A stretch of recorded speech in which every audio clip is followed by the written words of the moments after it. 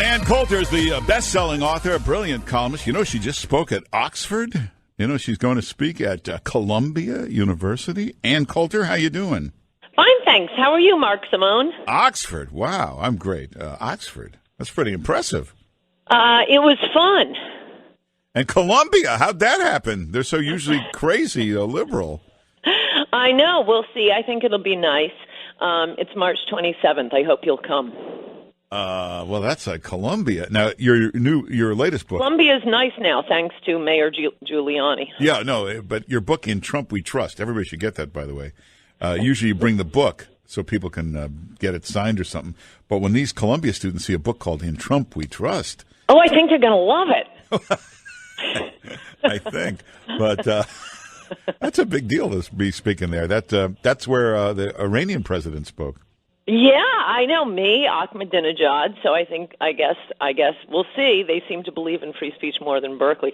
I used to give more college speeches than anyone in America. I love college speeches. They're really fun. And I'm generally the only conservative a college student will hear in 4 years of college.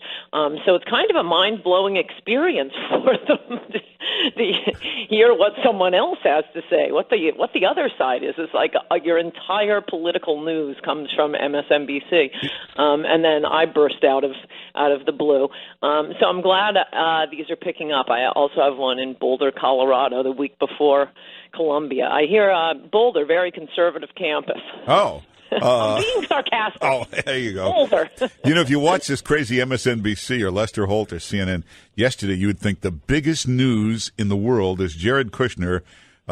Security access is down one notch. They actually think all over America now, this is what workers are discussing. Jared Kushner's security clearance.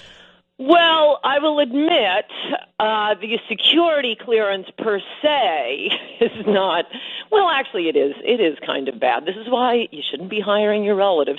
I don't think the nepotism thing goes over well with your ordinary Americans. That was not what Trump campaigned on. No, I'm just saying. You shouldn't do that. I don't think Jared Kushner's business is on anybody's radar in the middle of America. In general, I 100% agree with you on the Russia stuff. It's hilarious how no one cares. They want, I mean, to the extent they care, they're annoyed. They want Trump to do the things we elected him for. But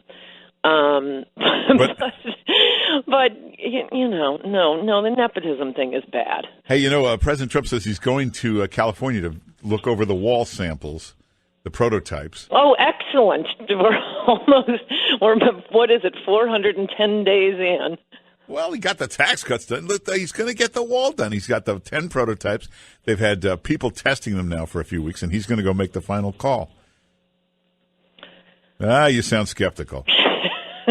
Let's hope so, because the midterms are coming soon, and I think it is good news that he's announced that he's running again, because that means he really has to build the wall.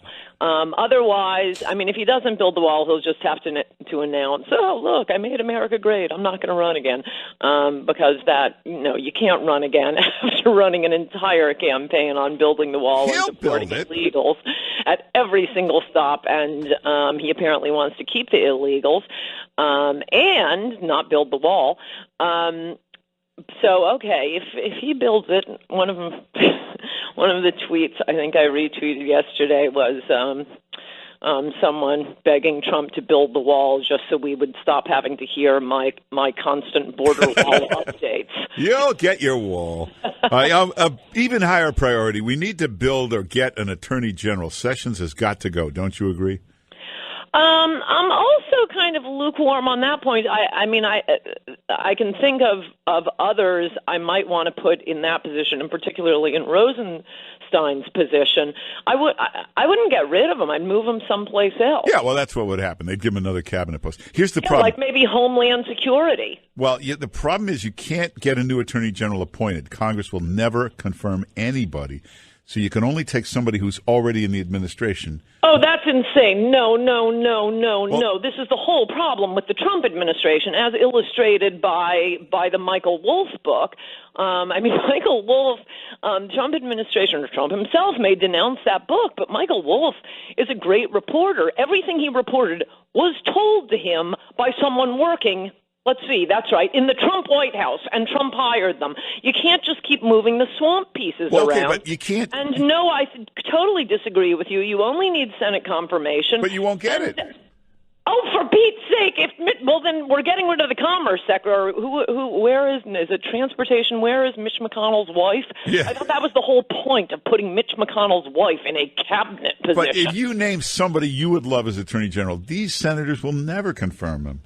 And Trump has no power to influence these senators. I've never seen someone so pee-whipped by Congress.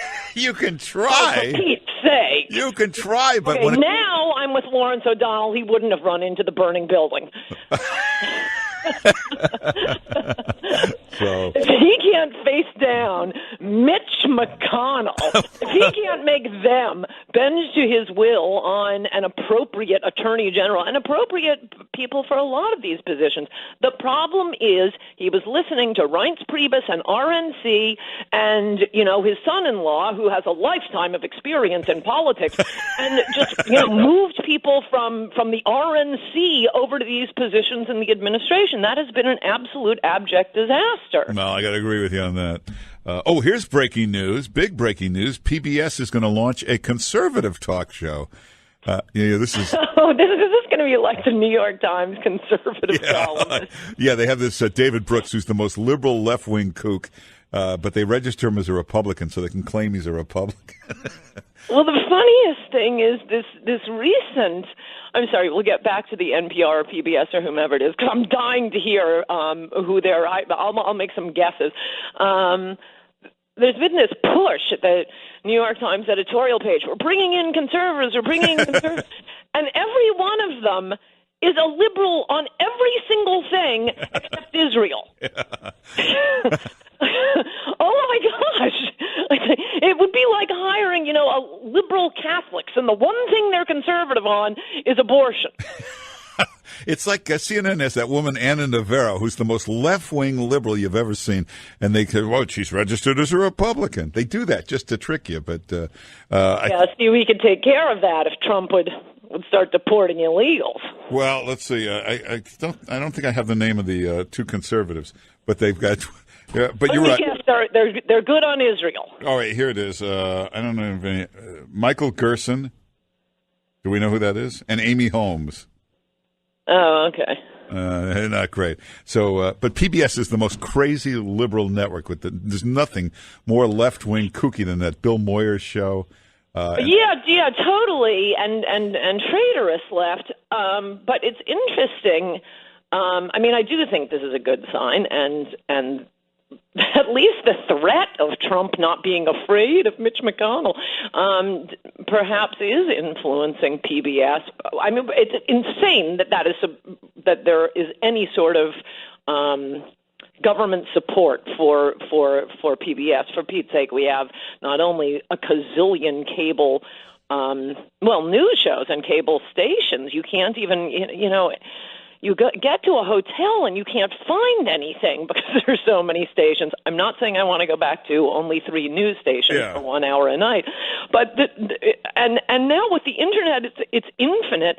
Liberals spend all day complaining about how people can get news from places other than MSNBC, and then say, "Oh, but we have to support this network." No, I think we don't. Why are we doing that? So maybe PBS sees the writing on the wall. We do need to tighten the belt now. We need some money for the wall.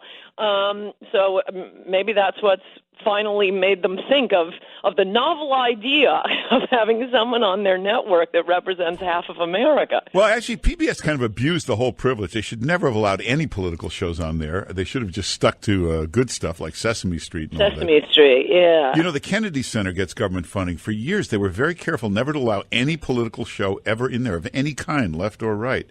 They said, that is smart. Yeah, we're government funded. We cannot get political. And PBS was totally just arrogant about it, putting on a left-wing kook like Bill Moyers, even though they're getting government funding. It was just wrong.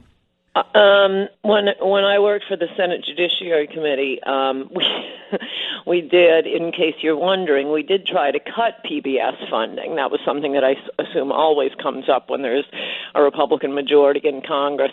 And oh my gosh, the wailing and the screaming. And the funny thing about it is, you would think whenever their funding comes up, you know what's popular with the voters. All you would hear about is Sesame Street. It was Republicans are going after Big Bird. It's the old fireman first rule. Whenever local governments want to cut taxes, suddenly all we hear about is firemen and police. Well, no, okay. How about we keep the firemen and the police, but we get rid of the art therapy for the homeless.